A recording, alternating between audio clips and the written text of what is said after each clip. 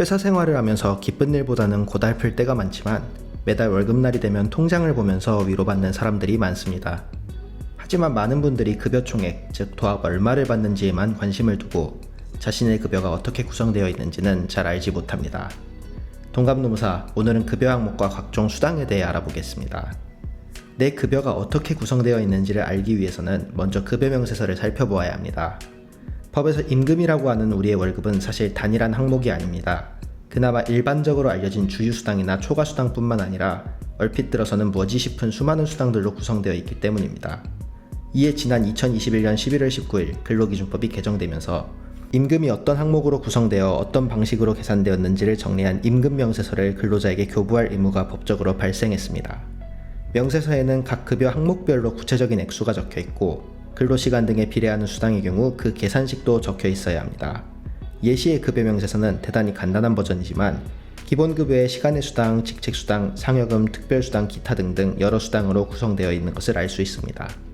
그렇다면 왜 임금을 기본급과 여러가지 수당으로 나누어 주는 걸까요? 그 이유는 기본급과 수당의 성질 때문입니다. 기본급은 정상적으로 근로하기만 하면 무조건 주는 돈입니다. 즉, 제공한 노동력의 질이나 방식과는 전혀 관계없이 사용자에게 노동력을 맡긴 시간에 비례해서 받는 금액입니다. 하지만 수당은 조금 다릅니다. 이하에서 살펴볼 수당은 특정한 지급 조건이 발생했을 경우에만 지급되며 법정 수당이냐 비법정 수당이냐에 따라 있을 수도 없을 수도 있기 때문입니다.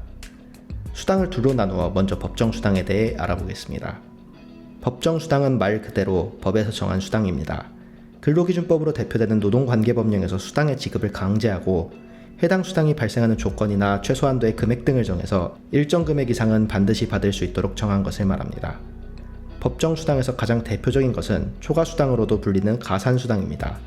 시간의 수당이나 오버타임을 줄인 OT라고도 부르는데요. 법에서 정한 구체적인 수당은 근로기준법 제56조의 연장, 야간 또는 휴일 근로에 따른 가산수당을 말합니다.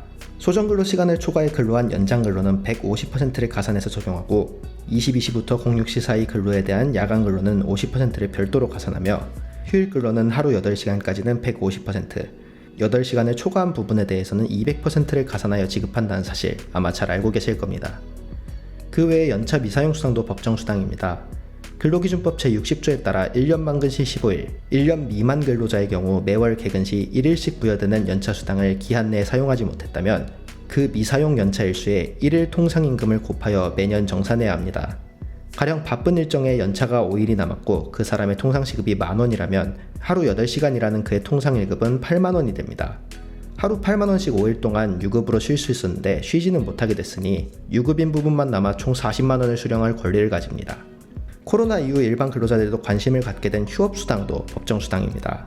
근로기준법 제46조의 휴업수당은 근로자는 일할 수 있는 상황인데 사용자가 어떤 사정이 있어 그 노동력을 수용하지 못해 놀리는 상황에서 근로자의 최소 생계비를 보전하기 위해 지급되는 수당입니다. 휴업수당은 평균임금의 70% 이상을 지급해야 하는데요.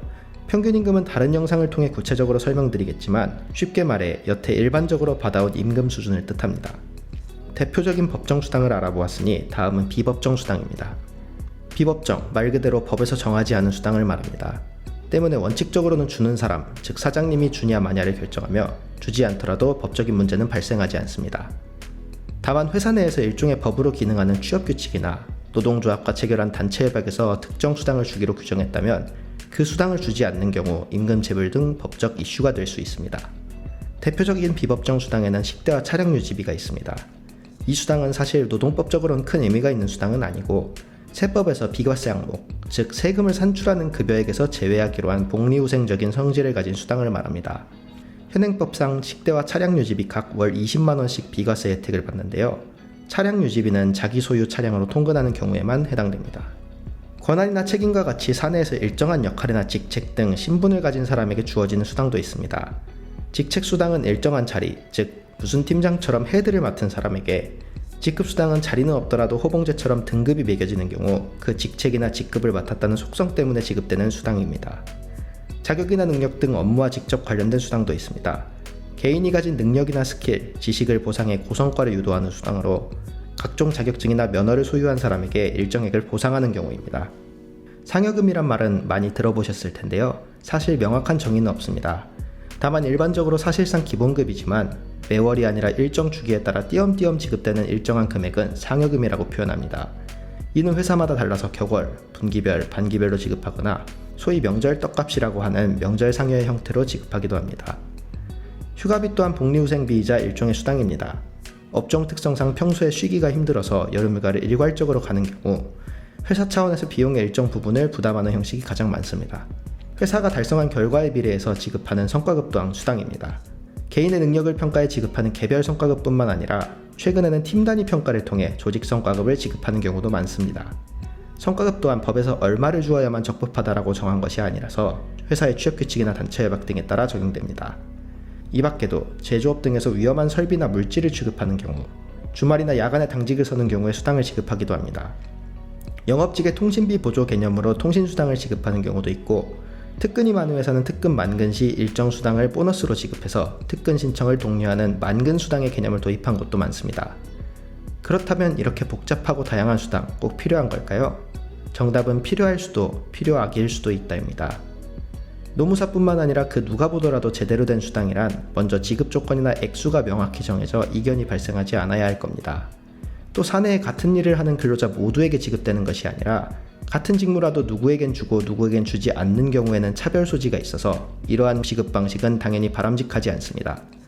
또 수당이 결국 금전적인 동기부여라는 점에서 일을 잘하는 사람에게 그만큼의 보상을 해서 적당한 경쟁을 유발하여야 합니다. 반대로 문제되는 수당도 많습니다. 지나치게 수당이 자잘하게 나뉘어 있는 경우 복잡성만 증가하고 이를 받는 근로자의 혼란만 가중시킬 뿐입니다. 여기에 지급 조건이 모호하거나 공지가 제때 이루어지지 않아서 이번엔 돈이 나오는 건지 아닌 건지 모르는 경우도 지양해야 합니다. 여기에 선심성 수당으로 1회만 지급하는 경우가 많아진다면 성과와의 연계는 떨어지고 요행이나 우연을 바라는 경우가 많아질 것입니다. 따라서 회사와 근로자 모두가 윈윈할 수 있는 급여 체계의 설계는 수당의 항목을 간결하고 명료하게 정리하고 고성과 및 동기부여로 직결될 수 있는 적합성을 가지고 지급 조건이나 시기 등을 사전에 알려서 투명하게 운영되어야 할 것입니다.